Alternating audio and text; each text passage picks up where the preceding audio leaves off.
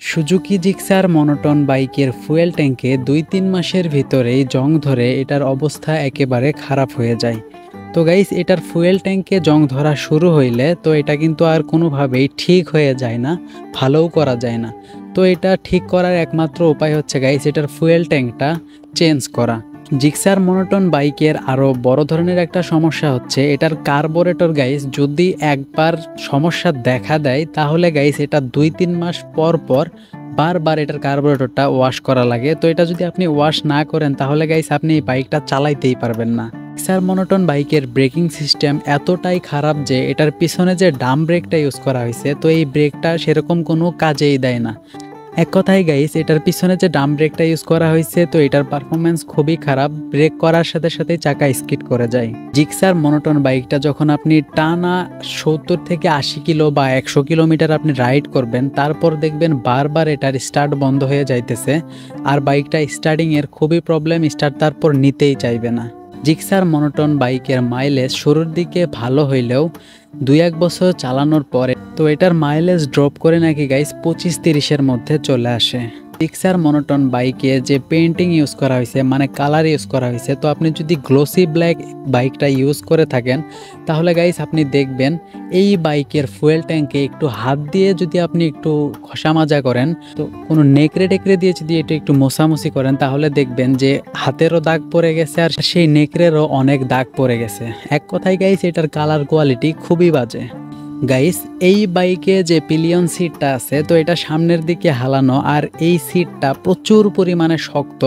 তো এর থেকে হিরো এক্সট্রিম যে বাইকটা আছে ১,৭০,০০০ টাকা বাজেটের তো সেই বাইকের তুলনামূলকভাবে এই বাইকের থেকে সেই বাইকের হিরো এক্সট্রিম বাইকের সিটটা অনেক সফট, অনেক নরম, অনেক আরামদায়ক। জিক্সার মনোটন বাইকের আরও একটা বড় প্রবলেম হচ্ছে এটার ক্লাচ। গাইস, এটার ক্লাচ এতটা পরিমাণে শক্ত মনে হয় যে আপনি কোনো রশি ধরে টানতেছেন, তো এরকম একটা শক্তি আপনাকে প্রয়োগ করে এটার ক্লাচটা চাপতে হবে।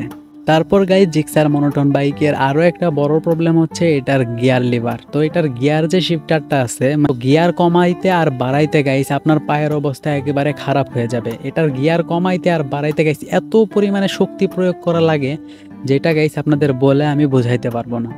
গাইস, এতক্ষণ আমি আপনাদের যে কথাগুলা বললাম তো এই কথাগুলার মাঝে অনেক কথাগুলাই আছে যেগুলো সত্য। তো আমি যে গিয়ার লিভার এবং ক্লাসের কথা আপনাদের বললাম তো এটা কিন্তু সত্য, কিন্তু গাইস ২০২৫ সালে যে মডেলগুলো আসছে তো এইগুলাতে কিন্তু ক্লাস এবং গিয়ার লিভার গিয়ার শিফটার অনেকটাই সফট করা হয়েছে। আর গাইস, ওল্ড যে মডেলগুলো আছে যেমন ২৪, ২৩ বা ২২ তো এই মডেলগুলোতে কিন্তু গিয়ার শিফটার এবং ক্লাস অনেক হার্ড। গাইজ, বাকি যে প্রবলেমগুলোর কথা বললাম আগে যেমন কার্বোরেটর ওয়াশ করা লাগে, তারপর ফুয়েল ট্যাঙ্কে জং ধরে যায়, স্টার্ট বন্ধ হয়ে যায়, তো এই রকম কোনো প্রকার সমস্যায় আমি আমার বাইক থেকে এখন পর্যন্ত পাই নাই। আমার বাইকটা আমি ১০ মাস ধরে ইউজ করতেছি, তো আমার বাইকের ফুয়েল ট্যাঙ্ক এখনও চকচকে ঝকঝকে, আর কার্বোরেটরে ওয়াশ করা লাগে নাই বা কার্বোরেটরের কোনো প্রকার সমস্যাও পাই নাই, কখনো বাইকের স্টার্টও বন্ধ হয়ে যায় নাই। তো গাইস এই ধরনের কথাগুলোকে আমি বানোয়াট কথা মনে করি। যারা একটু নতুন বাইক কিনে তো তারা তাদের চ্যানেলে ভিডিও আপলোড করে শুধুমাত্র ভিউজ পাওয়ার জন্য, চ্যানেলের র্যাঙ্কিং বাড়ানোর জন্য এই বাইকটাকে তারা পচায়। আর আপনারা সেই ভিডিওগুলো দেখে মনে করেন যে এই বাইকটা খারাপ। তো গাইস, আমি জানি আপনারা অনেকেই এই জিক্সার মনোটন বাইকটা ব্যবহার করতেছেন, তো আপনাদের বাইকে আসলে কি কি প্রবলেম আছে বা কি কি প্রবলেম আপনারা এই বাইকে দেখতেছেন তো অবশ্যই আপনারা একটু কমেন্ট করে জানিয়ে দিবেন। গাইস, আজকের ভিডিও পর্যন্তই। ভিডিও ভালো লাগলে লাইক করবেন এবং কমেন্টের মাধ্যমে জানিয়ে দিবেন পরবর্তীতে বাইক রিলেটেড কি ধরনের ভিডিও চান। সবাই ভালো থাকবেন, সুস্থ থাকবেন, আল্লাহ হাফেজ।